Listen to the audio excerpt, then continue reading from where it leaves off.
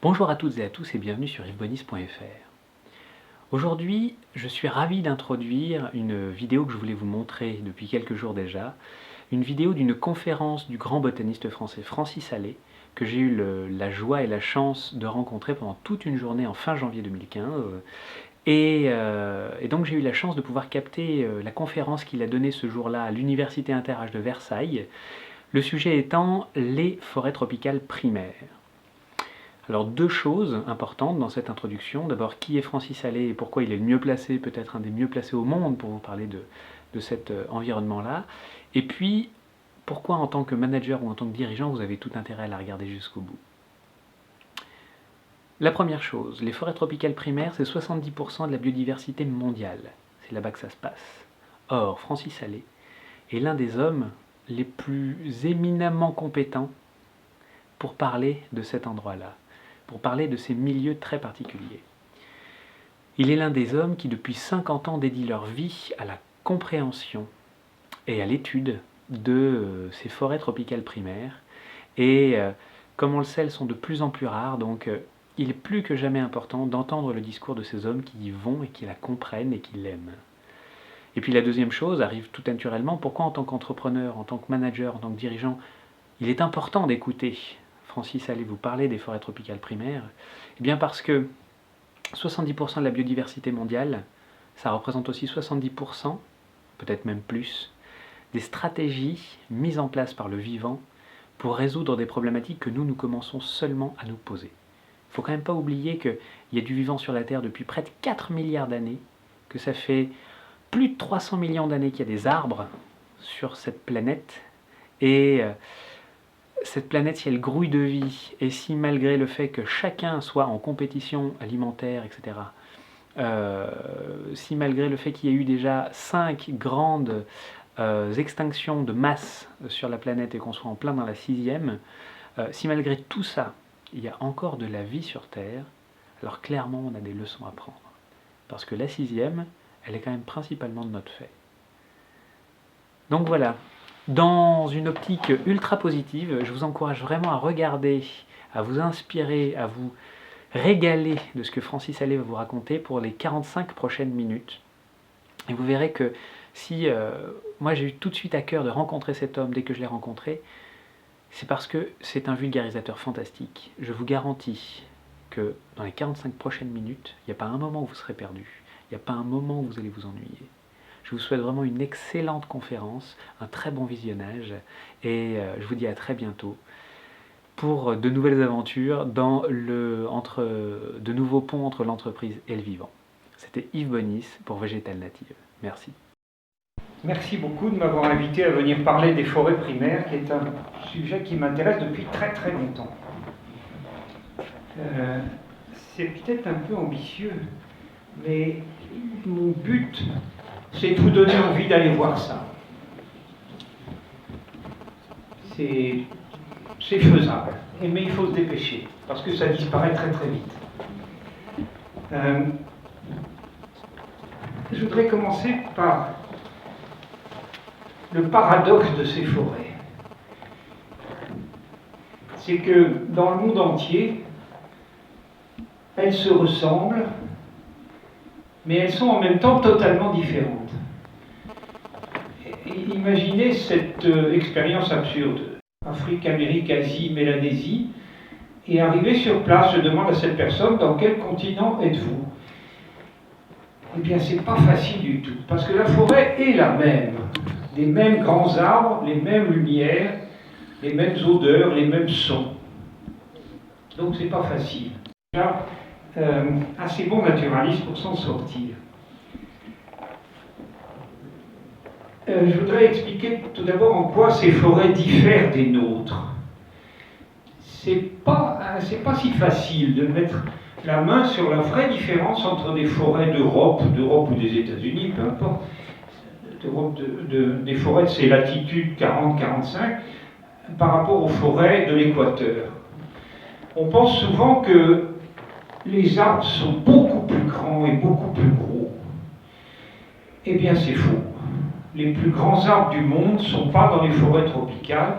Les plus grands arbres du monde sont en Californie, les séquoias sempervirens. Et si on remonte un petit peu au 19e siècle, les plus grands arbres du monde, alors, c'était l'Australie du Sud, avec les grands Eucalyptus regnans. Et ça, c'est beaucoup plus grand que tous les arbres tropicaux. Donc, ce n'est pas la dimension des arbres qui différencie ces forêts. On pense souvent que les forêts tropicales, c'est des arbres qui poussent plus vite. Alors ça, c'est partiellement vrai. Je me rappelle, lorsque j'habitais la Côte d'Ivoire, j'ai planté devant chez moi la graine d'un schizolobe, qui est un arbre amazonien, jolie graine, brillante. Au bout d'1 an, 9 mètres de haut. Au bout de 2 ans, 18 mètres de haut. Ensuite, il s'est un peu calmé. Au bout de 3 ans, c'était 20 mètres, 22 mètres. Enfin bref, ça pousse effectivement très très vite. Simplement, ce schizolobe, ce n'est pas un arbre habituel dans ces forêts. Ce schizolobe, c'est ce qu'on appelle un pionnier. C'est-à-dire que ça pousse très très vite. Mais si vous mettez à part les pionniers, eh bien les grands arbres des forêts primaires, ils ne poussent pas plus vite que les vieux chênes qu'on a chez nous. Bon, alors où est la différence? Si ce n'est pas la taille des arbres ni leur rapidité de croissance, est-ce qu'il n'y a pas de différence? Si, il y en a une énorme. Mais on la connaît depuis relativement peu de temps. L'énorme différence, c'est le niveau de diversité biologique, c'est-à-dire le nombre des espèces. Prenez un pin, un constituant habituel des forêts européennes, forêt de Fontainebleau par exemple. Un pin, ça n'a pas besoin d'animal. Le pollen est amené par le vent et les graines sont dispersées par le vent. Un pin n'a donc pas besoin d'animal. Un animal pour un pin, ça risque d'être un prédateur ou un pathogène, donc c'est plutôt quelque chose qui le gêne. Alors c'est comme ça que fonctionnent la plupart des arbres de nos forêts. Bon, je ne dis pas qu'ils n'ont pas besoin d'animaux, mais certains, en tout cas, ce que je dis du pin, je pourrais dire des érables ou des frênes, ces plantes-là peuvent très bien vivre sans animaux.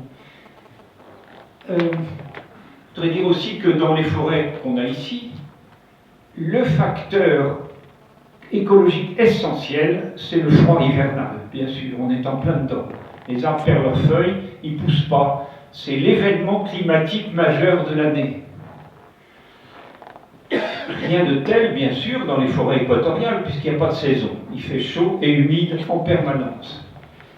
Mais cette contrainte climatique, représentée ici par l'hiver, elle est remplacée par des contraintes, c'est ça qui est intéressant, elle est remplacée par des contraintes biologiques, c'est-à-dire l'action que les êtres vivants ont les uns sur les autres.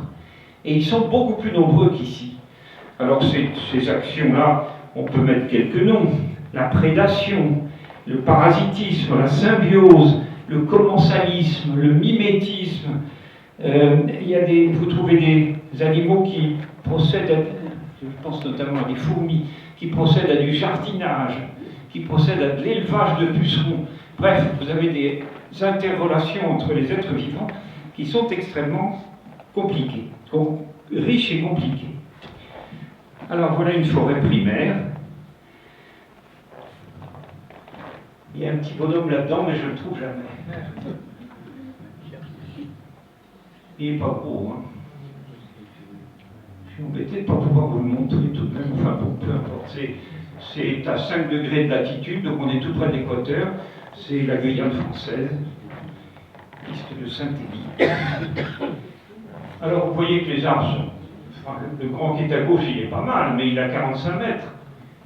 Il n'a pas plus de 100 mètres comme les séquoias. Ça, c'est leur répartition mondiale.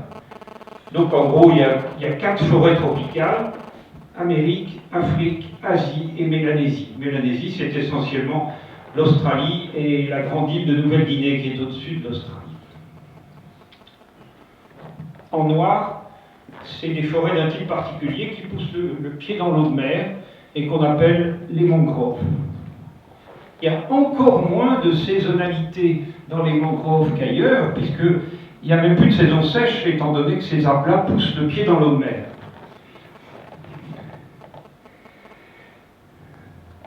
Une caractéristique essentielle de ces forêts, c'est qu'elles représentent de très loin le sommet de la biodiversité mondiale. Il y a quelque temps, je me suis, passez-moi l'expression, engueulé avec le rédacteur en chef d'une revue écologique, dont je tairai le nom. Ce monsieur avait publié que sur cette planète, 80% de la diversité biologique, c'est-à-dire des espèces de plantes et d'animaux et de champignons, bactéries, 80% provenaient de la mer et des océans. Oh là, je me suis dit 80%, ça me paraît beaucoup. Mais enfin, comme je n'étais pas totalement sûr de moi, j'ai téléphoné à quelques amis océanographes et ils m'ont dit que le chiffre réel, c'était entre 14 et 15%. Entre 14 et 15% des espèces vivantes sur la planète sont marines. Et tout le reste, c'est donc les continents. Et quant aux continents, c'est essentiellement dans ces zones qui sont ici figurées en gris. On est vraiment devant le sommet de la biodiversité mondiale. Pourquoi est-ce qu'il y a tant d'espèces? C'est une question qui a agité les milieux de la recherche pendant longtemps. Pourquoi est-ce qu'il y a tant d'espèces dans la forêt tropicale humide? Excusez-moi, mais là, il y a un détour à faire par une branche de la connaissance qu'on appelle l'épistémologie, la science des connaissances. Tant qu'on pose la question dans ce sens-là, pourquoi est-ce qu'il y a plus d'espèces sous l'équateur qu'ici? La question est mal posée et on ne trouve jamais la solution. Tous les grands naturalistes, tous les grands découvreurs, Darwin, Wallace, Bruyère, Stepin, Sterborg et puis Wilson, celui qui a lui-même inventé le mot de biodiversité, ils sont tous d'origine tempérée. Et donc, ils avaient pour réflexe, à mesure qu'ils se rapprochent de l'équateur, de voir de plus en plus d'espèces et de dire pourquoi est-ce qu'il y a de plus en plus d'espèces à mesure que je me rapproche de l'équateur. Cette manière de poser la question n'a jamais permis de trouver la réponse. Parce que cela implique une norme tempérée. Maintenant, si on veut bien admettre une norme équatoriale pour la biologie de cette planète, la question devient pourquoi est-ce qu'en quittant l'équateur, je trouve de moins en moins d'espèces? Et à ce moment-là, la réponse est beaucoup plus simple. En quittant l'équateur, que ce soit vers le nord ou vers le sud, on traverse des pays où il y a une saison sèche de plus en plus sèche. Et puis si on va encore plus loin, on trouve des pays où il y a un hiver froid et de plus en plus froid. Et donc c'est normal que la biodiversité diminue. Voilà, je crois que sur cette planète, je vous donne mon opinion, ceux qui s'intéressent à la biologie et à la biodiversité mondiale, il faut admettre une norme équatoriale.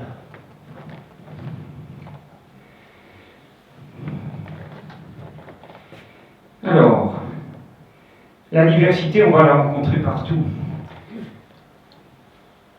Lorsqu'on est en Europe, on désigne souvent les forêts par une essence particulière. Vous savez que si vous êtes dans la région de Bordeaux, ça sera la forêt de pin des Landes. Si vous êtes à Troncet, ça sera une forêt de chênes. Si vous êtes sur les pentes du mont Égual, là où j'habite dans le Midi, c'est des forêts de hêtres. Voilà, on a pris l'habitude de désigner les forêts par l'arbre majeur, parce que c'est celui qu'on rencontre le plus souvent. Il n'est pas du tout possible de faire ça dans les régions équatoriales, parce que dans les forêts dont je vous parle, c'est réellement pas commode de trouver deux arbres de la même espèce.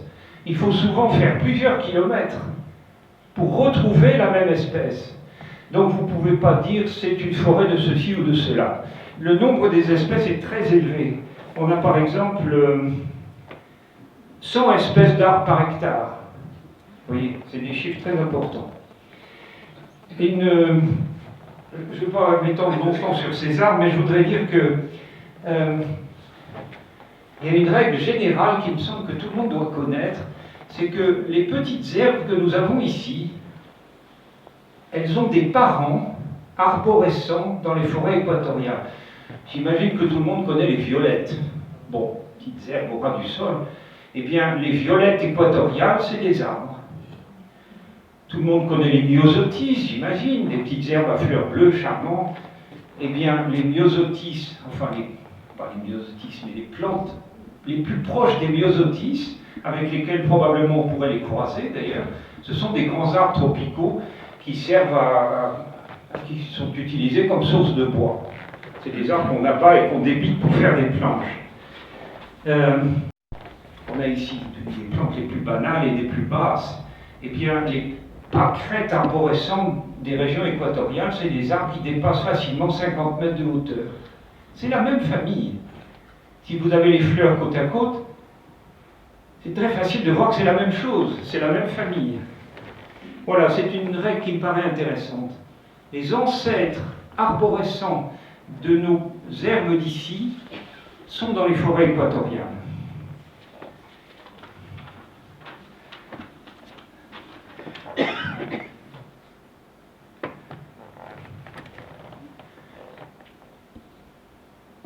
Alors, il y a deux parties dans cette forêt. Depuis le niveau du sol jusqu'à la ligne noire qui est en haut, c'est ce qu'on appelle le sous-bois. C'est pas désagréable. Moi, j'aime bien m'y promener. C'est simplement pas très excitant. Parce que, pour plusieurs raisons, vous voyez très très peu de fleurs. Vous voyez très très peu d'animaux. Ils sont là pourtant parce que vous les entendez, mais on les voit peu. Et les odeurs, je ne veux pas dire qu'elles soient désagréables, mais ce n'est pas des odeurs très excitantes. C'est des odeurs de bois mort, de champignons, des odeurs de terre, des odeurs de cave. Voilà, ce n'est pas des odeurs désagréables, mais ce n'est pas très excitant. C'est marrant parce que moi je suis d'une époque où on rentrait en classe le 1er octobre, et donc la cour de récréation était pleine de feuilles mortes. Et encore maintenant, quand je rentre dans ces sous-bois, ça me rappelle la rentrée des classes. Alors ça, c'est la première couche.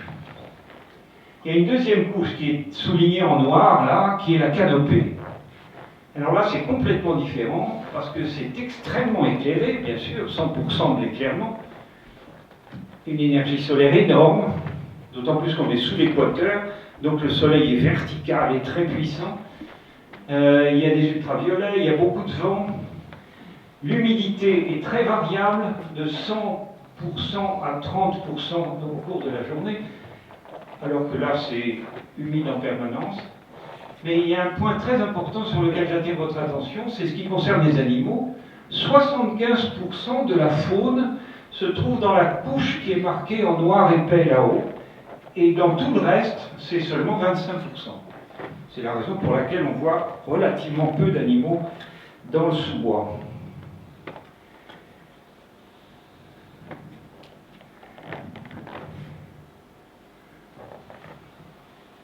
Voilà une photo d'Amazonie. On voit que c'est compliqué, n'est-ce pas? C'est la végétation la plus compliquée du monde. C'est de très loin la moins connue. Et c'est aussi, hélas, la plus menacée. Nos forêts tropicales primaires sont en train de disparaître. On peut même dire qu'elles ont déjà pratiquement disparu. Ce qui manque à cette photo, c'est d'abord les bruits de la faune. On entend en permanence des animaux qui crient ou des insectes qui chantent. Et c'est vrai toute la journée, c'est surtout vrai la nuit. La nuit, la forêt devient extrêmement bruyante.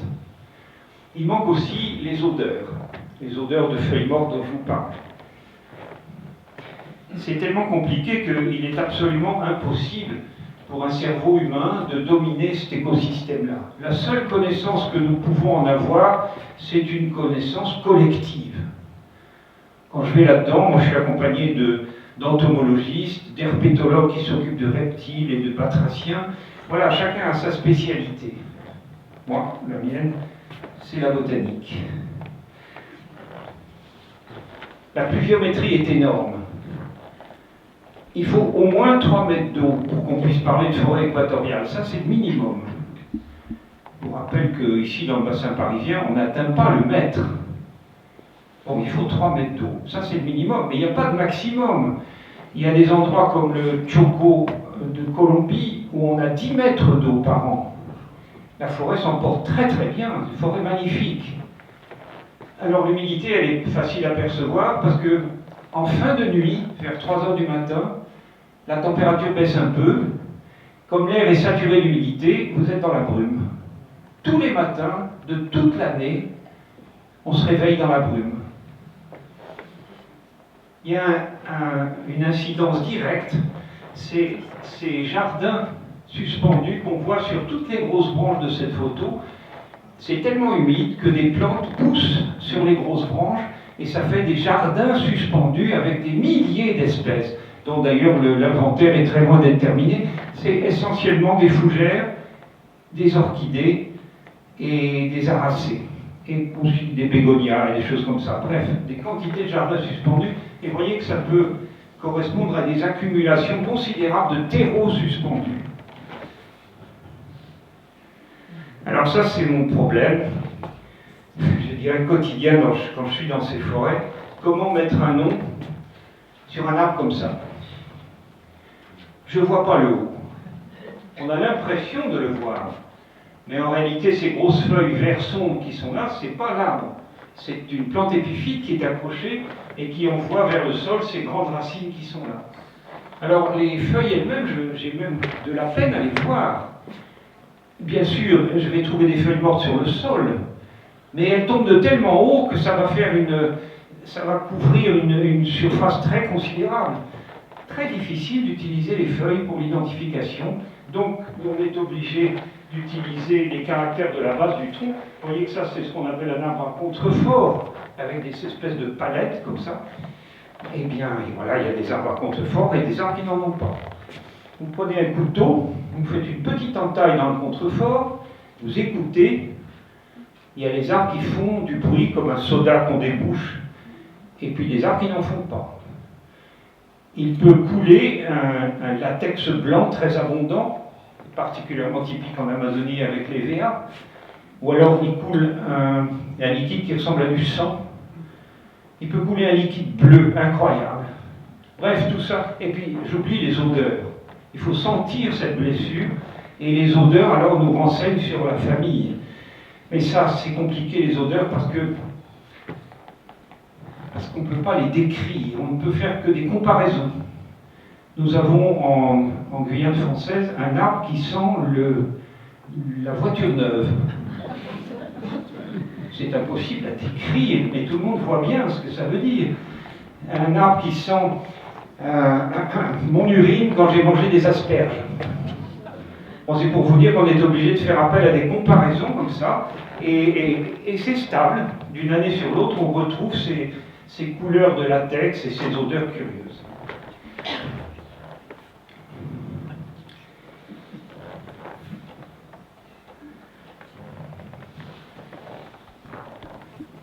Une plante assez incroyable. Ça se passe aux îles Salomon, en Mélanésie. La plante ne touche pas le sol. Elle est accrochée sur le tronc d'un petit arbre qui est là. Et ses racines, vous les voyez, mais vous constatez qu'elles ne sont pas dans le sol. Le gaillard qui était avec moi, je lui dis comment tu appelles ça, il m'a dit c'est les couilles du diable. Alors, à tort ou à raison, ça m'a intéressé. J'ai passé quelques jours à étudier cette plante, et de fait, elle est tout à fait étonnante, parce que si vous faites une coupe au travers de cette chose-là, vous vous apercevez que ce n'est pas forcément une plante. C'est creusé de galeries dans lesquelles circulent de minuscules petites fourmis, pas du tout dangereuses, tout à fait inoffensives. Attendez, vous allez voir mieux. Pas de terre à sa disposition, mais au lieu qu'elle ait de la terre à l'extérieur, comme les plantes normales, elle a de la terre accumulée dans le fond de ses propres galeries, et ça marche comme ça. Dans ce terreau, les fourmis mortes sont jetées là, et donc ça fait un terreau qui est très riche en azote, et la plante pousse très très bien. Ce qui est curieux, c'est que cette plante-là, donc on ne sait pas très bien si c'est une plante ou une fourmilière, il est facile de récolter les graines, avec des petites graines qui résistent très bien, et il est très facile de les faire pousser dans des serres en Europe. Et bien sûr, si elles poussent dans une serre en Europe, il n'y aura pas de fourmis, vous le comprenez. Il n'empêche que la plante donne des galeries. Ces galeries ne sont pas creusées par les fourmis, elles sont mises en place par la plante. Alors, des spectacles botaniques, c'est sans arrêt, des plantes tout à fait curieuses. Beaucoup sont morts. C'est le cas pour celle-ci. Ça, par contre, ça a un nom, c'est la Passiflore quadrangularis, une grande passiflore qui a le mérite de sentir très très bon. Une grosse étoile jaune et noire. Bon, ça c'est beaucoup plus triste. Bois précieux. On est là dans le nord de l'île de Bornéo. Les arbres sont des diptérocarpacées, du bois très précieux. Un tronc de diptérocarpe, c'est facilement 300 000 €. Or, comme vous n'avez pas eu besoin de le planter, puisque vous êtes en forêt primaire, vous n'avez pas eu besoin non plus d'élever cet arbre, comme l'ont fait les forestiers de Tronchet, pour qu'il soit bien droit et qu'il se présente au mieux, eh bien, je trouve que c'est un peu trop de bénéfices faciles d'exploiter ces choses-là. Les naturalistes ne sont pas vraiment bien sûrs, hein. Surtout avec un appareil photo. On n'est pas très apprécié. Ça, c'est les routes dans le nord de l'île de Bornéo. On est en Asie. Le bateau en question, il va aller, je pense, au Japon, peut-être en Corée, peut-être en Chine. Mais quoi qu'il en soit, ceux que l'économie intéresse auront remarqué que ce qui part, ce sont des grumes, du bois brut. C'est-à-dire que les usines qui vont faire des planches ou des chevrons ou des poutres ou du contreplaqué, elles ne sont pas à Bornéo. Ces usines-là, elles sont dans les pays riches. Ça veut dire que la valeur ajoutée, elle est pour les pays riches. Et en même temps, Bornéo perd sa forêt. Ça, c'est un processus avec lequel je ne pourrais jamais pactiser. Je trouve ça tout à fait répréhensible. Là, vous avez ça. Il faut vous dire que pour passer de la forêt secondaire, pour que la forêt secondaire retourne à l'état de forêt primaire, c'est parfaitement faisable, mais ça demande 7 siècles. Et donc vous voyez que ce n'est pas le tempo de l'économie actuelle. C'est ça le problème, c'est qu'on ne laisse jamais à ces forêts le temps de repousser. Donc si on ne leur laisse pas le temps de repousser, c'est qu'on intervient à nouveau sur la forêt secondaire. Là, elle est toute jeune, mais il va y pousser des arbres avec du bois assez intéressant. Donc on exploite encore la forêt secondaire, et au bout d'un moment, la forestation est devenue pratiquement impossible.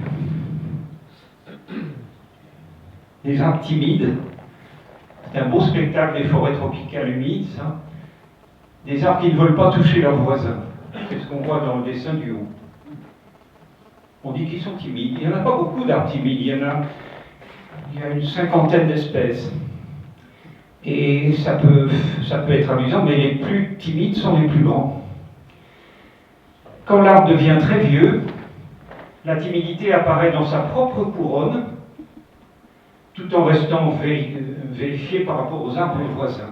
Voilà la timidité des arbres, c'est un phénomène qui n'est pas encore bien expliqué. S'il vous plaît. Oui. Vous avez dit qu'une forêt secondaire, pour qu'elle redevienne... Il faudrait que je reste plus longtemps là-dessus. D'abord, la biodiversité, les espèces animales et végétales sont tombées de 50%. Donc c'est beaucoup plus pauvre. Les bois précieux, évidemment, n'existent plus, puisque ce qui a secondarisé la forêt, c'est précisément le prélèvement des bois qui sont commercialement intéressants. Donc c'est une forêt qui n'a plus d'intérêt pour le biologiste et plus non plus d'intérêt pour le coupeur de bois, à moins de le laisser repousser. Par contre, c'est toujours des très bons sols forestiers, donc ça a un très grand intérêt pour les cultivateurs de la région. Ils savent qu'ils vont trouver, pas pendant très longtemps, mais pendant 4 ou 5 ans, des sols magnifiques. Ils vont donc pouvoir faire des cultures à très gros rendement pendant quelques années. C'est un peu triste. La forêt elle-même, elle est beaucoup moins agréable. Attendez, je vais rentrer dans un peu plus de détails. Si la forêt est primaire, vous pouvez courir. Vous pouvez courir. C'est sombre, mais en termes de progression, c'est très clair. Le sol est nu. Tandis que si vous êtes dans la forêt secondaire, Là, vous êtes obligé de tailler votre route mètre par mètre, parce que comme la forêt a été exploitée, la lumière arrive au sol, donc il y a d'énormes plantes herbacées qui poussent au sol, et ça, se déplacer là-dedans, ça devient très très difficile. C'est très touffu. Ouais, ouais. Et malheureusement, je m'astreins à aller voir les films où apparaît la forêt tropicale. Excusez-moi, mais ça m'oblige à me farcir un certain nombre de navets incroyables. Et je constate que c'est toujours la forêt secondaire qu'on nous montre. Le héros, vous le voyez en train de tailler sa route à la machette. Moi, je me dis, ben, c'est une forêt secondaire, hein, c'est moche qu'il a trouvé le pauvre bonhomme.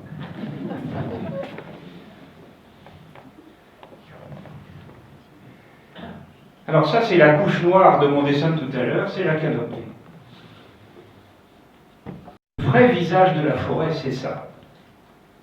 Le sous-bois, j'ai rien contre, c'est intéressant, mais c'est l'envers du décor. Ça, c'est vraiment la forêt comme elle doit être vue. Lorsque j'étais jeune chercheur, mon rêve, c'était d'arriver à travailler là-haut. Parce que nous savions que 75% de la biodiversité, notamment animale, était là-haut. Bon, il a fallu faire un effort d'imagination pour arriver à trouver un système. Ça a l'air confortable, n'est-ce pas? On dirait des coussins verts côte à côte, mais vous vous rendez compte que c'est mou, on ne peut pas marcher là-dessus, bien entendu. C'est mou, donc c'est à comparer à de la neige fraîche. Et sur la neige fraîche, j'arrive à marcher à condition d'avoir des raquettes. Mais donc il faut une raquette pour la forêt.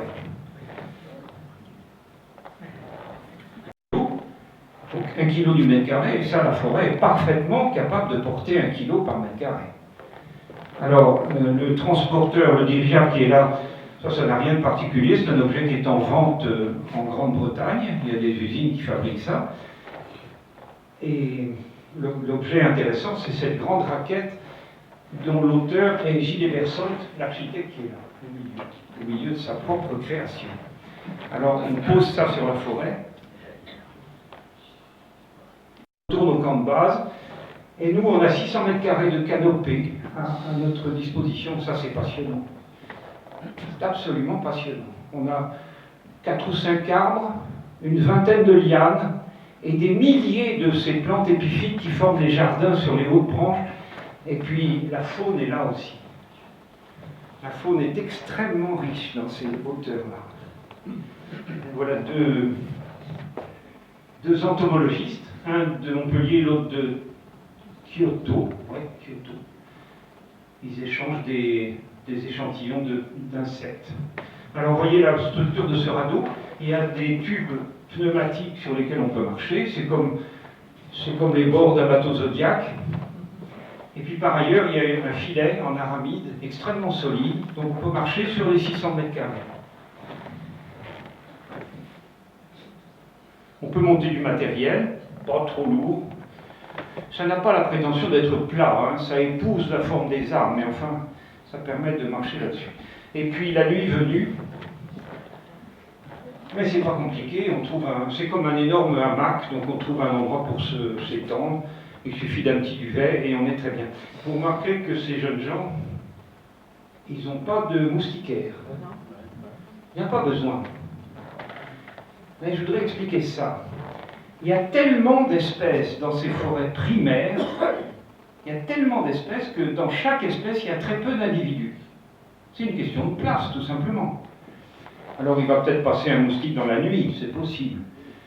Mais pour ceux comme moi qui habitent Montpellier, c'est très peu de choses. On arrive à faire avec. Il n'y a pas besoin de moustiquaires. Alors que quand on est en forêt secondaire, il y a moins d'espèces, donc il y a beaucoup plus d'individus de chaque espèce, et c'est là que vous êtes obligé de vous battre contre les insectes. Ces nuits-là sont inoubliables.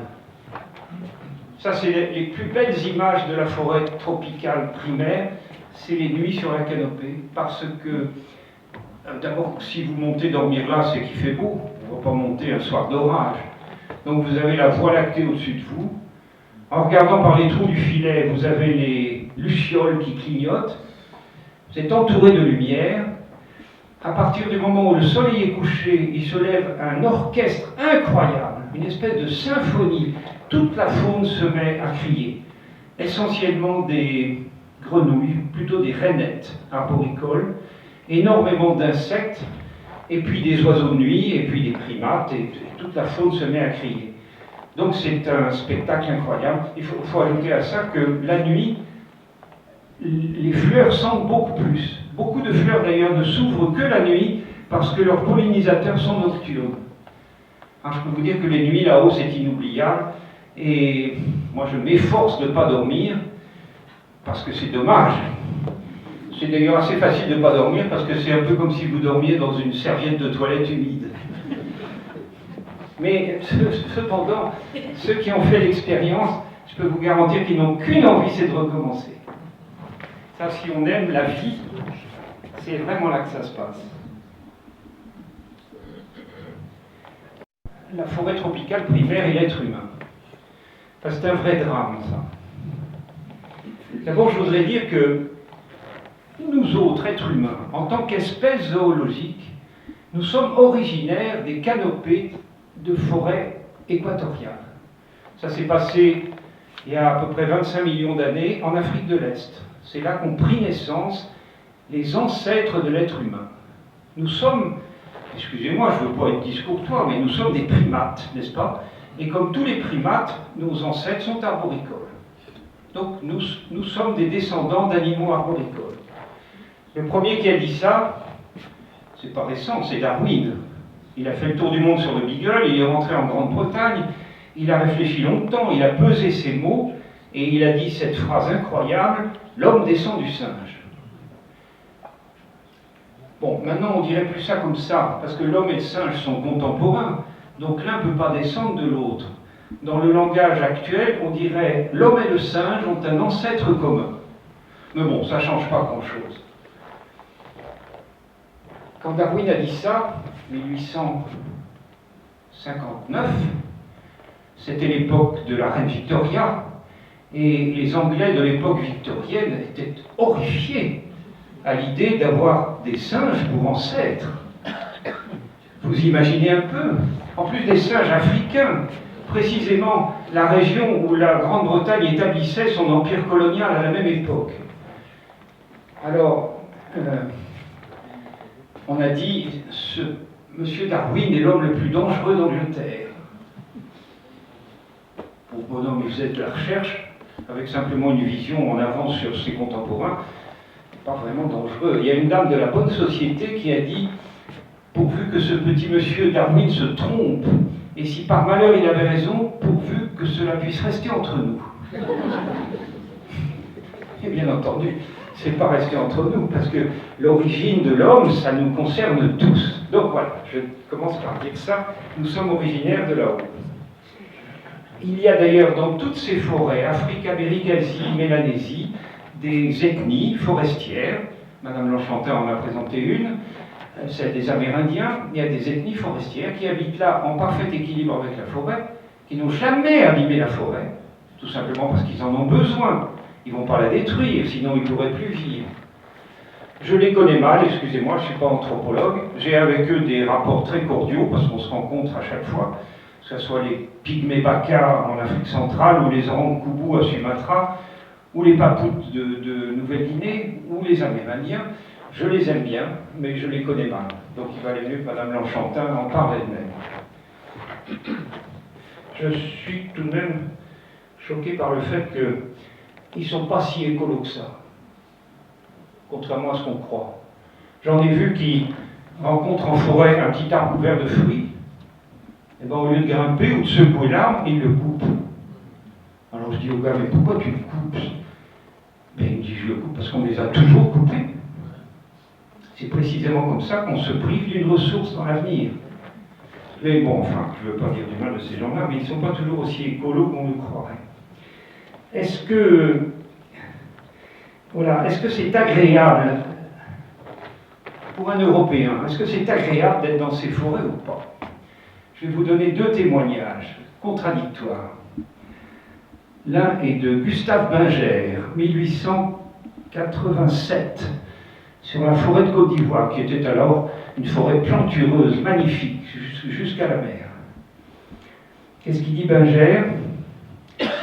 Des haleines fétides montent de tous les détritus végétaux en décomposition. Ajoutez-y les exhalaisons de la fourmi cadavre et vous aurez une idée bien faible encore de cette jungle africaine. En réalité, elle est indescriptible. Décrit-on un cauchemar? Gustave Binger n'aimait pas la forêt. L'ennui, c'est que Gustave Binger était gouverneur de la colonie de Côte d'Ivoire en 1887. D'ailleurs, la capitale, à l'époque, s'appelait Bingerville. Il a laissé, malheureusement, ce genre d'image dans la tête des gens qui vivent dans ce pays. Pourquoi, expliquez-moi, pourquoi faudrait-il protéger une forêt si elle est aussi horrible que ça? Il vaut mieux s'en débarrasser. Ce qu'a dit Binger, c'est pas tombé dans l'oreille des sourds, hein. Et ça a continué, et puis maintenant, il n'y a plus de forêt en Côte d'Ivoire, pratiquement plus. Vous êtes sur la place d'Abidjan, vous avez envie de faire une caisse en bois, eh bien ça vous coûtera moins cher de la faire en bois italien que de la faire en bois ivoirien. Alors que la Côte d'Ivoire était un grand pays producteur de bois un siècle avant. Une entreprise totalement ratée. Alors attendez, ça c'est le mauvais côté. Je voudrais vous donner un témoignage totalement différent. Quelqu'un que vous connaissez sûrement, Charles Darwin. Vous savez qu'à peine sorti de l'université, à quel âge avait-il? 22 ans, 21 ans. Il sort de l'université, on lui dit il y a une défection sur le navire Beagle, est-ce que tu veux venir avec nous en tant que naturaliste faire le tour du monde? Il a dit oui, je me mets tout à fait à sa place. Et il a été malade comme un chien. Quoique britannique, il n'avait pas du tout le pied marin, il a été malade pendant toute la traversée de l'Atlantique. Et quand il est arrivé à Rio, qui à l'époque était une petite bourgade amérindienne entourée d'une magnifique forêt, là ça l'a remis sur pied immédiatement. Écoutez ce qu'il dit. Écoutez ce qu'il dit en mettant pour la première fois les pieds dans la forêt du Brésil. Je n'ai jamais éprouvé de délice aussi intense. Délice est un mot trop faible pour exprimer les sentiments d'un naturaliste qui s'aventure pour la première fois en forêt du Brésil. Ensuite, il voit des lianes, il voit les papillons morphaux dont je vous parlais, et on a l'impression qu'il pète les plombs un peu. Il se met à pousser des cris religieux. Vous savez qu'on lui a reproché de ne pas être très en faveur des thèses de l'Église. Et pourtant, il l'a dit ça, Hosanna, Hosanna. Le plaisir est tel qu'il n'y a aucun moyen, ni d'ailleurs aucun espoir, d'en éprouver jamais un plus profond. Voilà ce que donne un naturaliste passionné dans un milieu comme celui-là.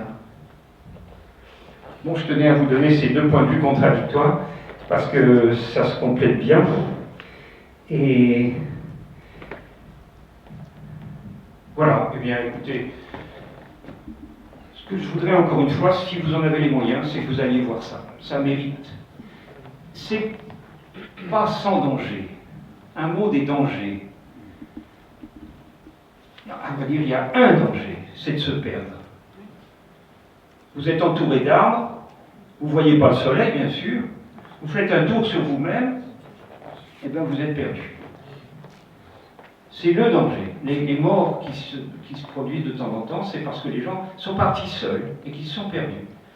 Ils se sont dit, bon, c'est facile, je suis une piste, donc j'aurais qu'à suivre cette piste dans l'autre sens et je me retrouve au camp. Oh, c'est plus compliqué que ça, parce qu'il y a un petit embranchement discret. Et le gars, en rentrant, ben, il se trompe de piste. Et tout d'un coup, il se dit, mais ça fait longtemps que je marche, où est-ce que je suis? Il est perdu. Moi, ça m'est arrivé plusieurs fois. Je vous assure qu'à ce moment-là, la forêt perd beaucoup de ses charmes, et moi, je perds beaucoup d'humour. C'est très, très, très désagréable. Ne jamais, jamais partir là-dedans, même 5 minutes, même à 100 mètres, sans un guide. Et si vous voulez mon avis, il faut que le guide ait une boussole. Un guide avec une boussole, là c'est bien.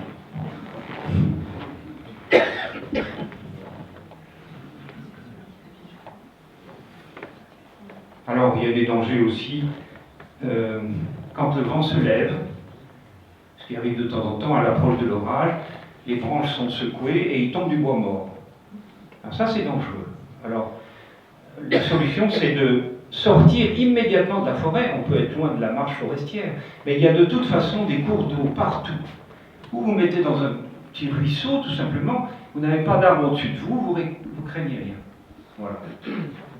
Voilà les dangers de la forêt. À part ça, moi je considère que c'est des endroits magnifiques, passionnants, à condition que, comme Darwin, on s'intéresse aux choses vivantes et qu'on sache les apprécier. Et pour moi, c'est un excellent antidote aux contraintes de notre vie urbaine contemporaine. Voilà, la bagnole, le béton, la pub, le fric, la frime, etc. Si vous en avez marre de tout ça, passez quelque temps dans une forêt équatoriale et vous allez voir le monde d'une toute autre manière. Je dirais aussi, pour terminer, que c'est un endroit où vous découvrez qui vous êtes. Je crois que c'est pareil pour la haute montagne et pour la haute mer. Des endroits un peu limites, vous voyez, on est tout de même, on est obligé de faire attention. Là, on comprend qui on est soi-même et qui sont les gens qui sont avec vous. Je vous remercie beaucoup.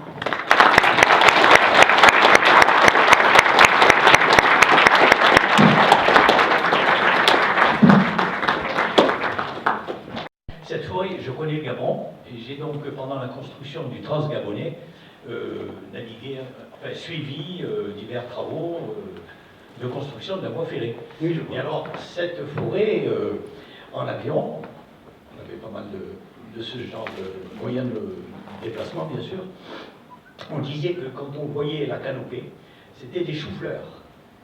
C'est qu'on n'a jamais regardé de près des choux-fleurs.